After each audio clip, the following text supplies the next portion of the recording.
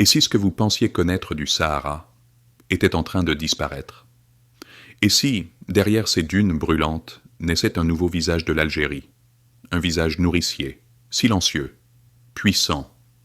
Cette vidéo ne parle pas seulement d'agriculture, elle parle d'un réveil, celui d'un territoire qu'on croyait stérile et qui aujourd'hui nourrit un peuple entier.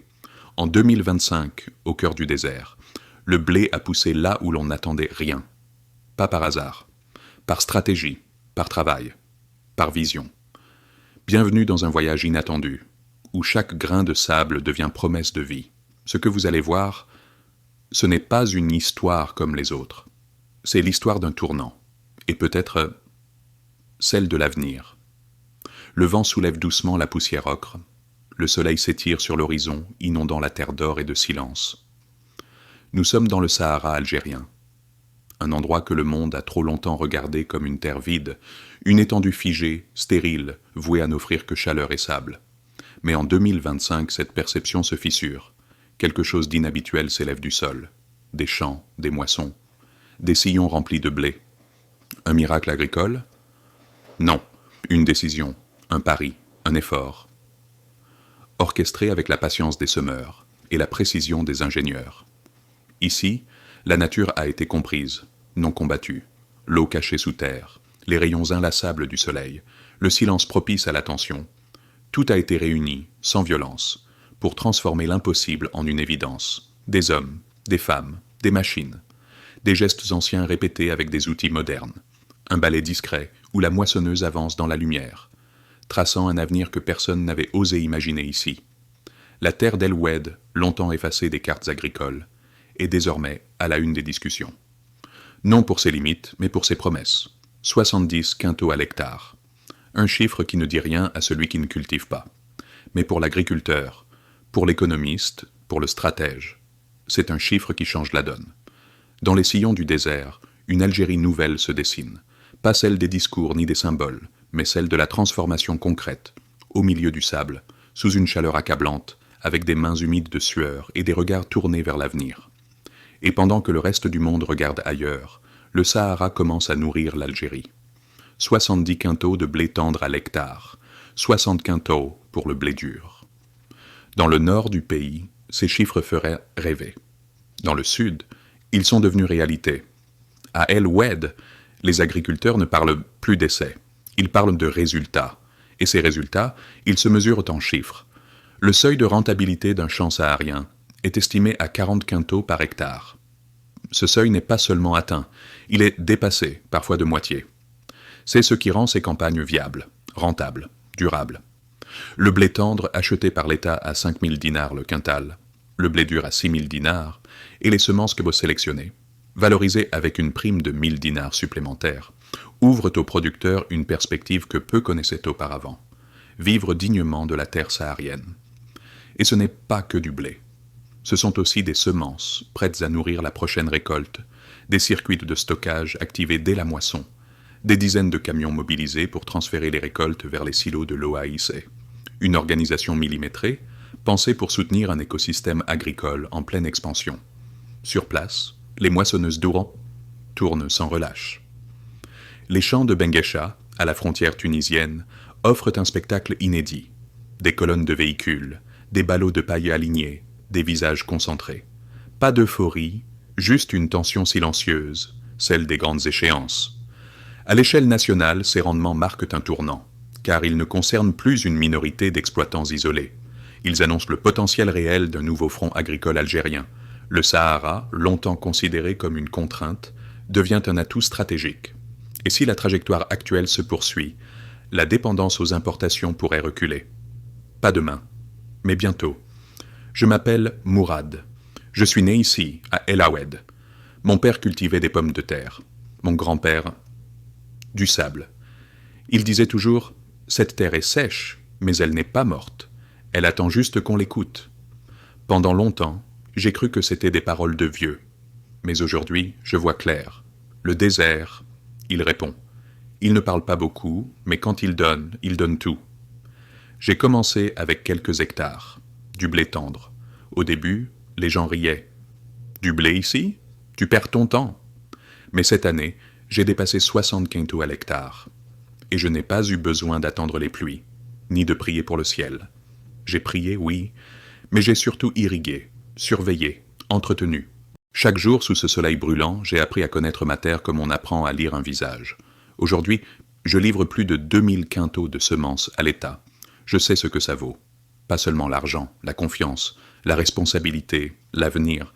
Et je ne suis pas seul, nous sommes des dizaines, peut-être bientôt des centaines. On s'échange des conseils, des astuces, on s'entraide. Ce qui pousse ici, ce n'est pas que du blé. C'est un espoir qui grandit. L'État nous aide. On reçoit les techniciens, les engins, les appuis logistiques. Mais surtout, on n'est plus regardé comme des rêveurs. On est respecté, écouté. Avant, le désert nous gardait à distance. Maintenant, on y marche la tête haute. Parce qu'on sait que ce qu'on fait ici, ça nourrit un pays entier. Je ne suis pas un héros.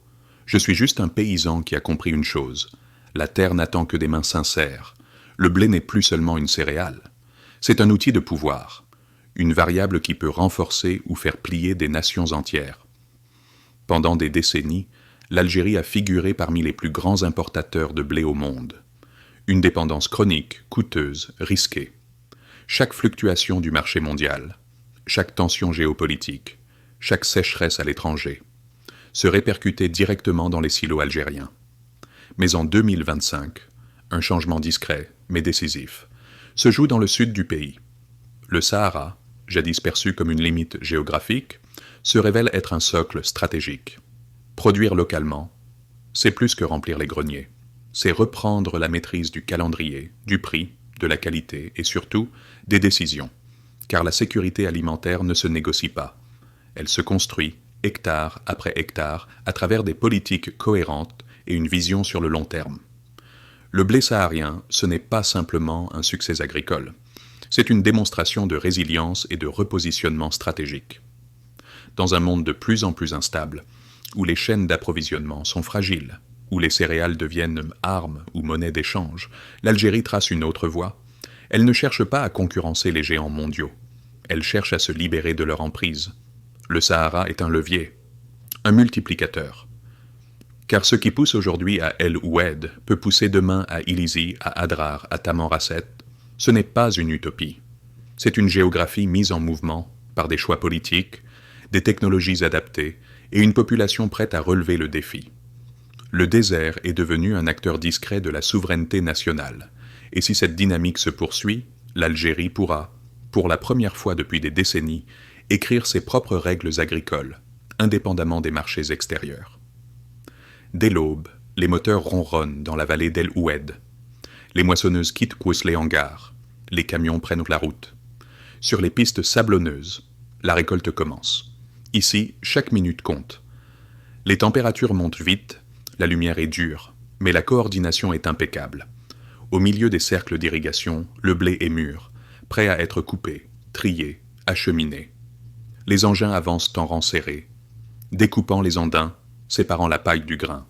Le désert vibre au rythme de ces machines, silencieuses et puissantes. Elles ne font pas de bruit inutile. Elles travaillent. Elles délivrent. Sur le bord des champs, des dizaines de camions attendent en file indienne. Leur destination, les silos de l'eau AIC, répartis dans les points stratégiques de la wilaya. Un balai maîtrisé, sans embouteillage, sans gaspillage. La logistique n'a pas été improvisée. Elle a été anticipée, planifiée, testée. Les hommes portent des gilets fluorescents. Certains prennent des mesures. D'autres notent des chiffres. Chaque convoi est pesé, étiqueté, enregistré. Le grain ne quitte pas la terre sans identité. Dans les zones frontalières comme Benguecha, proche de la Tunisie, c'est un défilé permanent de tracteurs, d'engins agricoles et de véhicules de soutien. On sent une tension maîtrisée. Tout le monde sait ce qu'il a à faire. Et en arrière-plan, les responsables suivent l'opération. Le wali, les délégués agricoles, les représentants de l'APEDUSHO. Pas de discours inutiles, juste une présence.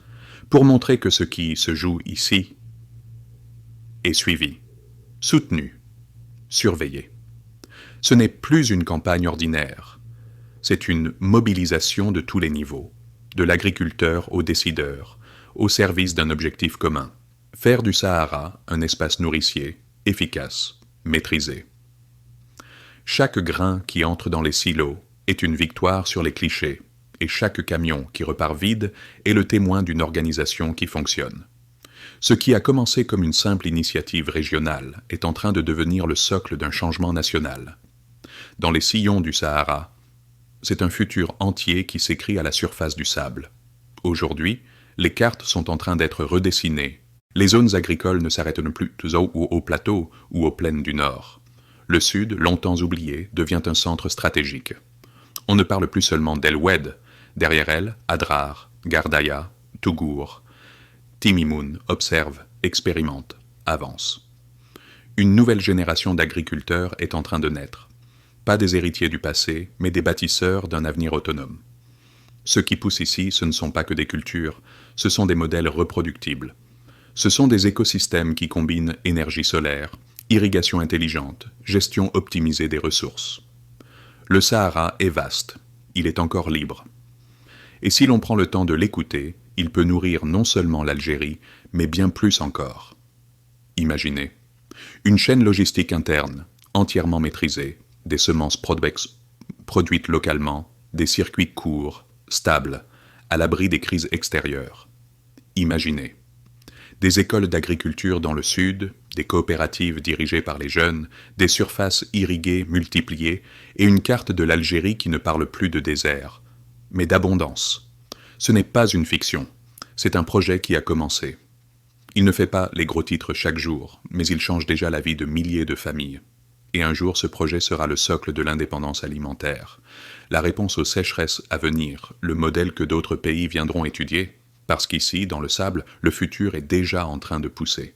Il y a des lieux dans le monde que l'on pense immobiles, des endroits que l'on traverse sans s'arrêter. Le Sahara, longtemps, on ne l'a vu que comme un vide, une frontière, un obstacle. Mais parfois, ce que l'on croit vide est en fait en gestation. Sous les dunes et les pierres, une nappe ancienne d'eau attendait qu'on vienne la chercher avec respect. Au-dessus des terres sèches, un soleil brûlant offrait, sans qu'on le comprenne, une énergie inépuisable. Et entre les deux, des hommes et des femmes se sont levés. Pas pour exploiter, mais pour comprendre. Pas pour dominer, mais pour travailler avec. Un chant ici n'est pas simplement un chant, c'est un acte de foi. Un dialogue silencieux entre l'humain et une terre qu'on disait muette. Et voilà que cette terre parle. Elle parle à travers le blé qui danse sous le vent, à travers les sillons dessinés au cordeau, les moissonneuses en marche, les camions qui partent vers les silos. Elle parle à travers les gestes, les regards, les veines gonflées de ceux qui ont mis leur vie dans chaque graine. Ce que produit le Sahara aujourd'hui, ce n'est pas que du blé.